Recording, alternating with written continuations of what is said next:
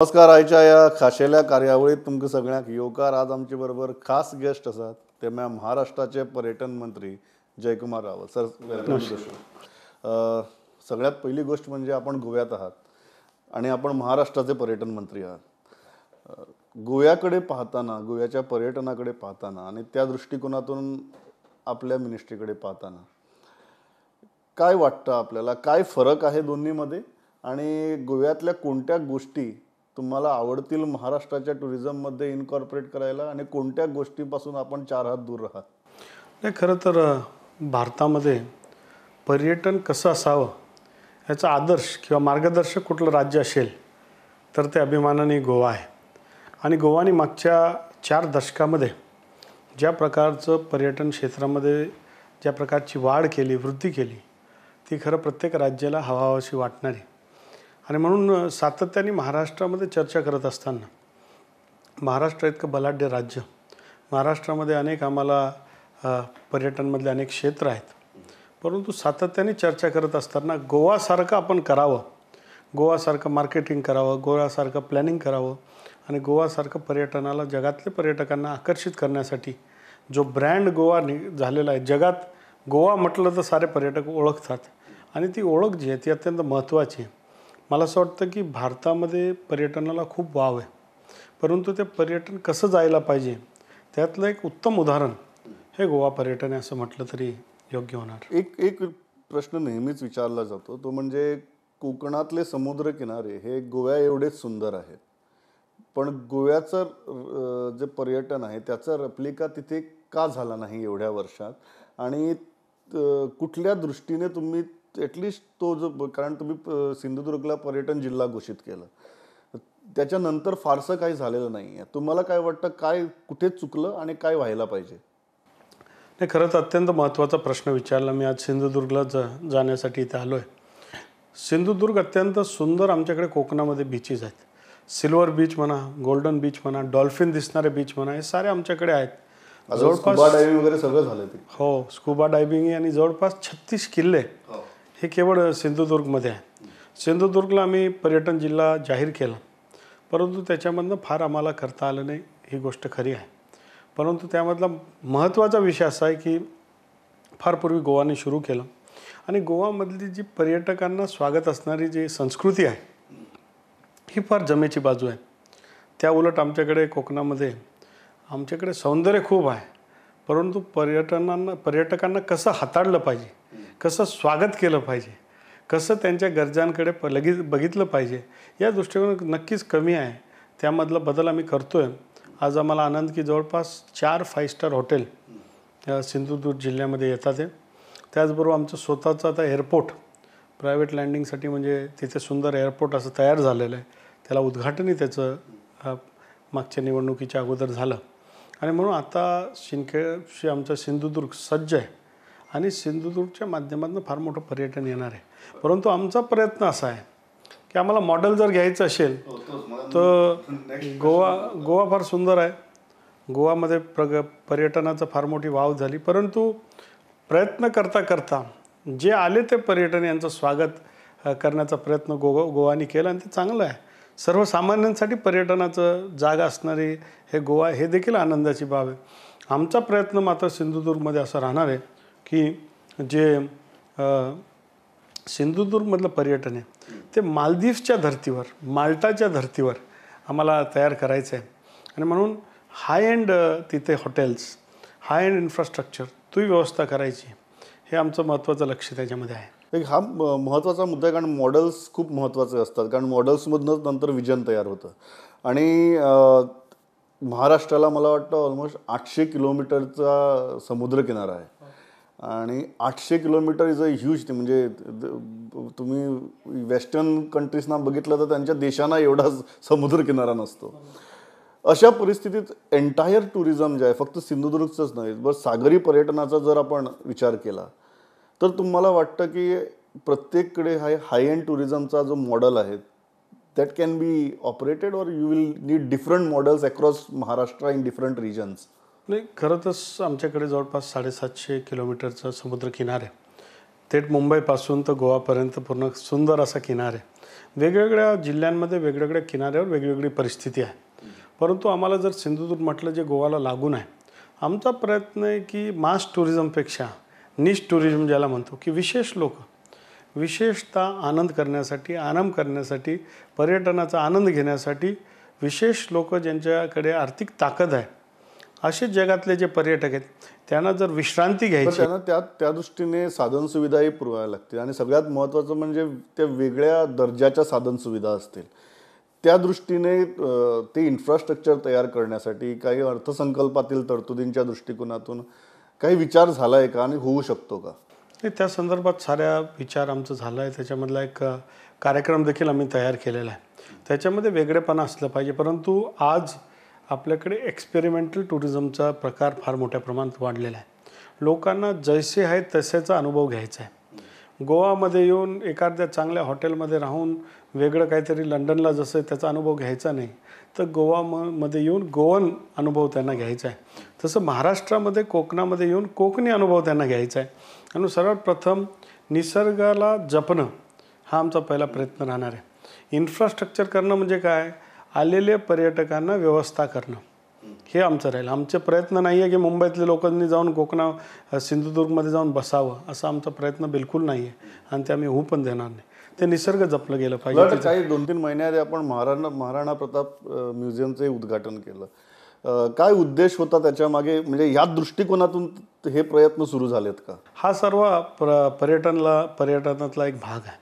वैभववाडी जे आमचं गाव आहे त्या वैभववाडीमध्ये क्षत्रिय बांधव फार मोठ्या प्रमाणात आहे आणि थेट राजस्थानमधनं प्रवास करता करता युद्ध संपल्यानंतर राजस्थानचे राणा इथे राणे बनून राहिले, हा देखील फार मोठा सुंदर इतिहास आहे.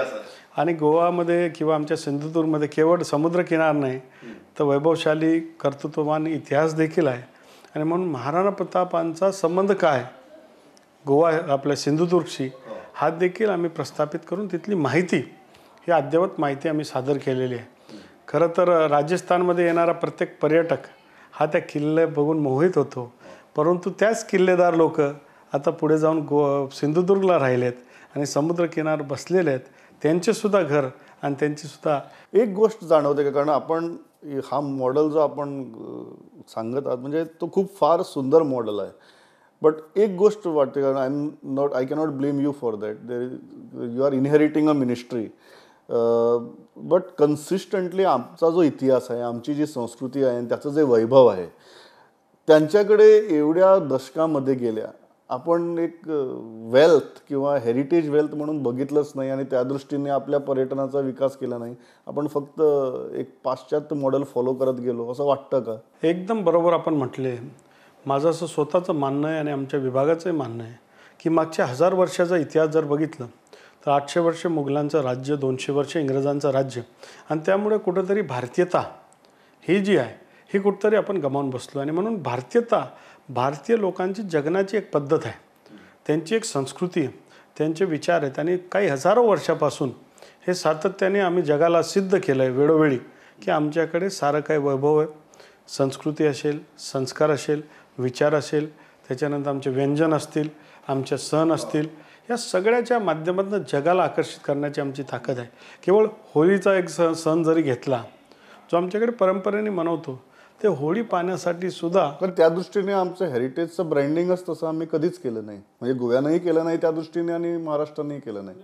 हे जरूर तुमचं म्हणणं सत्य आहे, कारण की इंग्रजांनी अनेक गोष्टी चांगल्या वाईट केल्या, पण त्यातली एक वाईट गोष्टी केली की त्यांनी आपल्या मानसिकतेशी खेळले आणि आपल्या डोक्यामध्ये असं घातलं की इम्पोर्टेड म्हणजे बरं. ते तसं नव्हे आहे. आपल्या देशाचं स्वतःची ताकद जी आहे हे विशेष आहे आणि म्हणून जगासमोर आज आपल्याला काय दाखवायचं आहे तर ती भारतीयता दाखवा. तुम्ही राजस्थानचा उल्लेख केला, म्हणजे राजस्थानमध्ये असे कित्येक पर्यटन प्रकल्प आलेत ज्याच्यामध्ये खाजगी व्यावसायिकांचा सहभाग आहे, स्थानिक लोकांचा सहभाग आहे. त्या दृष्टीने सिंधुदुर्गात म्हणा किंवा महाराष्ट्रात म्हणा काही करण्याचा विचार आहे का? कारण तुम्ही जो मॉडेल सांगतायत त्याच्यात खाजगी व्यावसायिकांचा सहभागही तेवढाच महत्त्वाचा आहे. हो, अत्यंत महत्त्वाचं राहणार आहे आणि त्या दृष्टिकोनातून आमची तयारी झाली महाराष्ट्राची. इंडियन हेरिटेज हॉटेल्स असोसिएशन यांना आम्ही महाराष्ट्रामध्ये आमंत्रित केलं. मागच्या काळामध्ये हिज हायनेस गजसिंगजी ऑफ जोधपूर जे याच्यामधले सर्वात प्रथम आणि जगातले अत्यंत महत्त्वाची व्यक्ती आहे, ते आमच्या नाशिकला आले. नाशिकला 3 दिवसाचा वर्ग झाला. हेरिटेज हॉटेल्सचे पूर्ण भारतातले लोक आले. एक आम्ही वर्ग घेऊन त्याच्यामधनं महाराष्ट्रामध्ये काय करता येईल. महाराष्ट्रामध्ये जवळपास 450 किल्ल्यांचा खजिना आहे. छत्रपती शिवाजी महाराजांचा इतिहास महाराष्ट्रामधला आहे आणि त्यातले काही किल्ले सिंधुदुर्गमध्ये सुद्धा आहे. यातले काही किल्ले जे आमचे भावनावाले जे किल्ले आहेत जिथे शिवाजी महाराजांचा स्पर्श आहे ते सोडून इतर जे किल्ले आहेत त्या किल्ल्यांमध्ये खाजगी व्यवसायांमार्फत हेरिटेज हॉटेल्स करता येईल का, त्या किल्ल्यांच्या तटबंदी विचार सुरू झाला आहे. त्या दृष्टिकोनातून आम्ही अंतिम टप्प्यावर आहे. आणि त्या माध्यमातून त्या ज्या भिंती आहेत आउटर वॉल्स ऑफ द फोर्टच्या मध्ये टेम्पररी स्ट्रक्चरच्या माध्यमातून लाकडाचे फायबरचे बिल्डिंग्स आजकाल उभे राहतात. हो, कारण सिंधुदुर्ग घेतला, सिंधुदुर्गचा किल्ला आहे, विजयदुर्ग आहे, अशा किल्ल्यांनाही त्यांना पुनरुज्जीवित करून त्यांना एक व्यावसायिक स्वरूप देऊन, म्हणजे फक्त एक व्यवसाय म्हणून नव्हे तर ती हेरिटेज प्रिझर्व करण्याच्या दृष्टिकोनातूनही पुढे काम होऊ शकतं. हो अर्थातच, पण त्याच्यामधले मी सांगितल्याप्रमाणे ज्याच्यामध्ये भावना आहेत, जिथे शिवाजी महाराजांचा सिंधुदुर्ग किल्ला आहे त्याला आम्ही हॉटेल बनवणार नाही, परंतु त्यावर नक्कीच आमचा लेजर शो राहणार आहे. त्या सिंधुदुर्ग किल्ल्याच्या भिंतीवर लोक बोटीतनं येतील, बोटींमध्ये बसतील आणि तिथे आमच्याकडे म्युझिक अँड साऊंडचा शो राहण्याची आमची तयारी आहे. अर्थातच महाराष्ट्राला खूप मोठी ताकद आहे. एकीकडे 750 किलोमीटरचा समुद्र आहे, हे जरी असलं तर दुसरीकडे घन जंगल आमच्याकडे, जगातला म्हणजे किंग ऑफ ॲनिमल्स टायगर आमच्याकडे आहे. तर टायगर कॅपिटल ऑफ नागपूर आमच्याकडे आहे.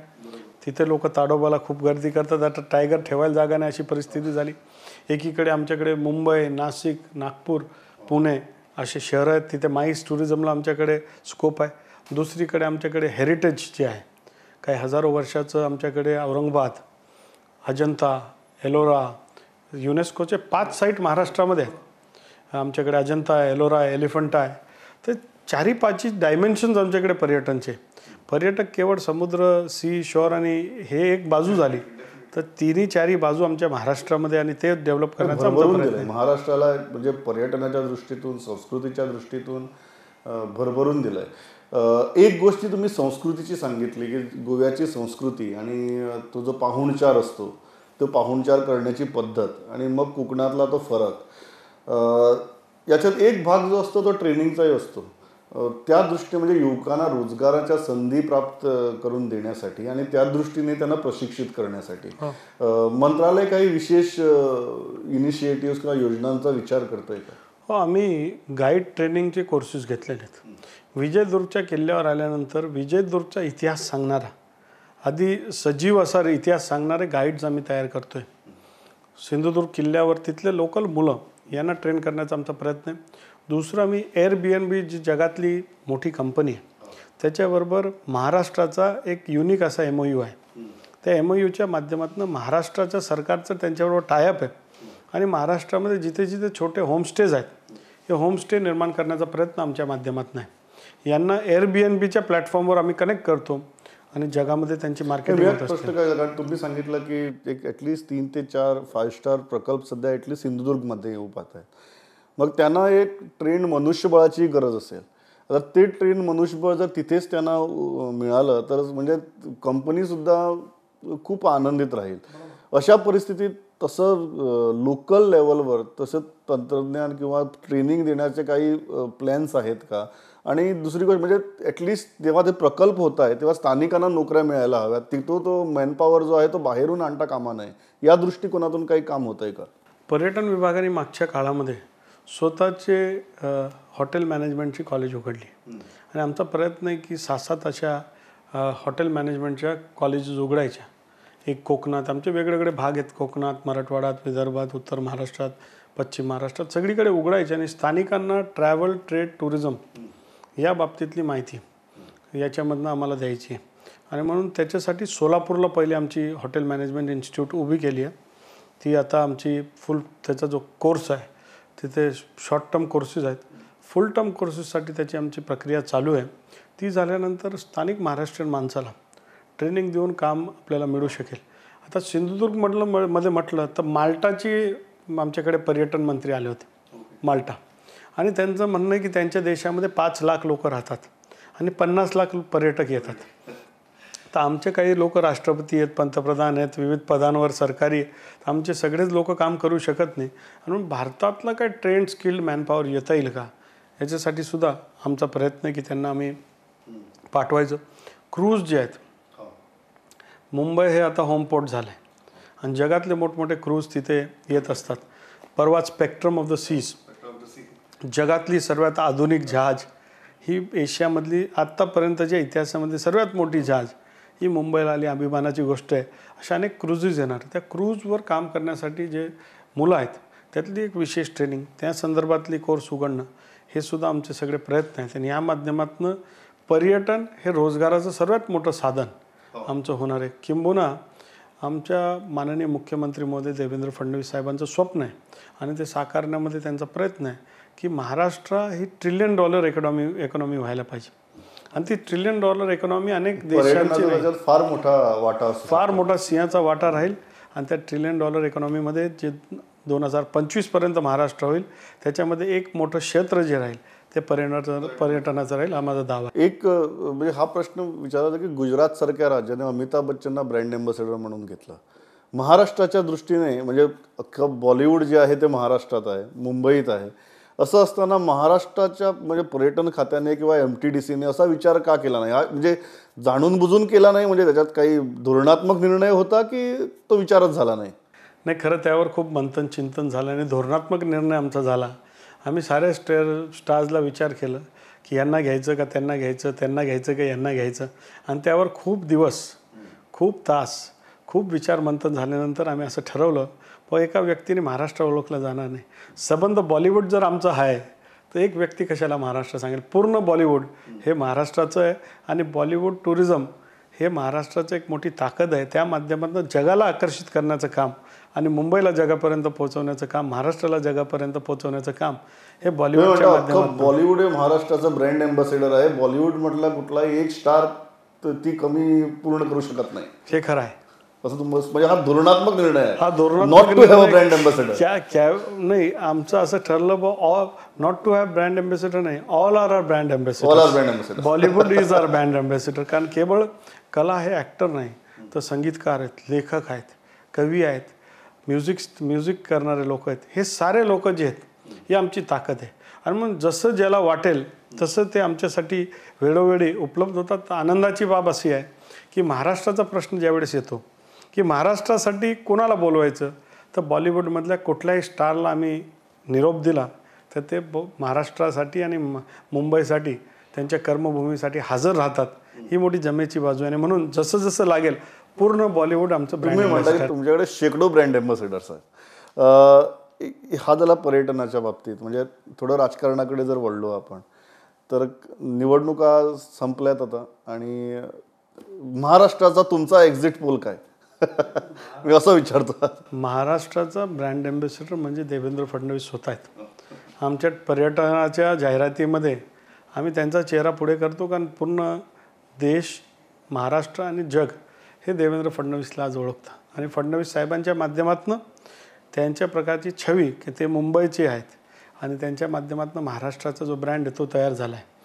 आपल्याला माहिती की मागच्या 4.5-5 वर्षामध्ये ज्या वेगाने महाराष्ट्र गेला, मागच्या 25-30 वर्षामध्ये जो महाराष्ट्र कधीही नंबर 1 राहणारा महाराष्ट्रच आमचं नाव होतं, नंबर 1 राहणारा मागच्या 20-25 वर्षात आम्ही मागे गेलो. काही क्षेत्रांवर 7व्या नंबर, काहींना 8व्या नंबर, काहींना 10व्या नंबर. ज्या रोजगार हमीचा जन्म महाराष्ट्रामध्ये झाला 2012-13ला, आम्ही त्या रोजगार हमीमध्ये 6व्या-7व्या क्रमांकावर होतो. आणि म्हणून त्या सर्व क्षेत्रांना नंबर 1 करण्याचं काम, महाराष्ट्र नंबर 1 ही ताकद जी आहे ही माननीय देवेंद्र फडणवीस साहेबांनी निर्माण केली. आणि म्हणून ज्या व्यक्ती काम करतो, मतदार राजा हे मतदान हे विकासाच्या बरोबर देत असतात. मग वरती नरेंद्र आणि खाली देवेंद्र ही जोडी जी आहे ही पक्की ठरली आहे. ही एका दशकासाठी. तुमचा एक्झिट पोल काय, म्हणजे तुमचा स्वतःचा एक्झिट पोल काय? महाराष्ट्रात युतीला किती जागा भेटू शकतात? महाराष्ट्रामध्ये त्याच्यावर बोलण्यासाठी मी अधिकृत जरी नसलो तरी साधारणतः 42 ते 45 जागा या युतीला मिळतील हा विश्वास आमच्यामध्ये आहे.